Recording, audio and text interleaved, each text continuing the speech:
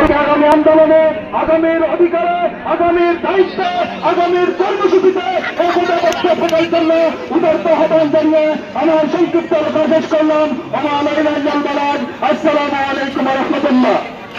সম্মানিত উপস্থিতি, এবছর সংক্ষিপ্ত বক্তব্য রাখবেন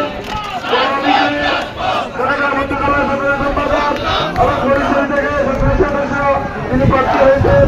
আমাদের ছোট ভাই, যিনি আমাদের আন্দোলন সংগ্রামে সর্বোচ্চ সহযোগিতা করছেন, রবিউল হাসান তানভীর।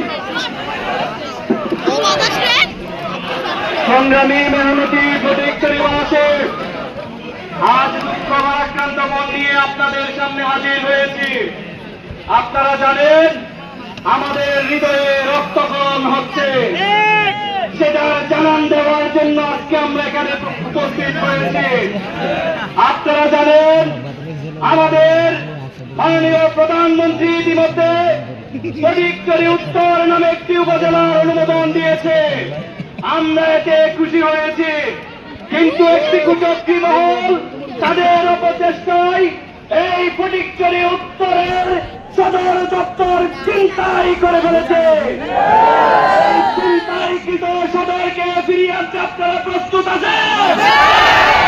আমাদের ভয় নাই, আমরা আমাদের সর্বমহলে প্রচেষ্টা অব্যাহত রেখেছি।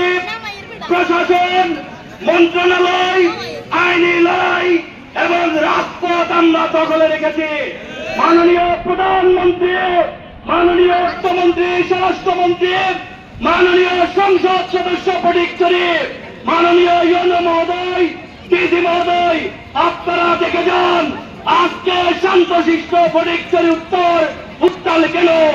আজকে এই হাজার হাজার জনস্রোত প্রমাণ করে আগামী দিনে এই কুটচাল যদি বাস্তবায়ন করে আগামী দিনে আমরা আবু সাইদের মতো দুহাত প্রসারিত করে দাঁড়িয়ে যাব। এই জুলাইয়ের গণঅভ্যুত্থানের স্পিরিটকে ধারণ করে, আবু সাইদ মুর্তদের স্পিরিটকে ধারণ করে বলতে চাই, জুলাই আন্দোলনের সম্মুখ সারির যোদ্ধা হিসেবে বলতে চাই, কোন ধরনের কাল বাহানা চলবে না। অবিলম্বে স্থানে সদর দপ্তর ফিরিয়ে দিতে হবে। জালিয়াতির মানচিত্রকে প্রত্যাখ্যান করতে হবে। গণশুনানির রিপোর্ট অনুযায়ী সদর বাস্তবায়ন করতে হবে। এই বিপক্ষী মহল এবং কালপিকদেরকে শাস্তির আওতায় আনতে হবে।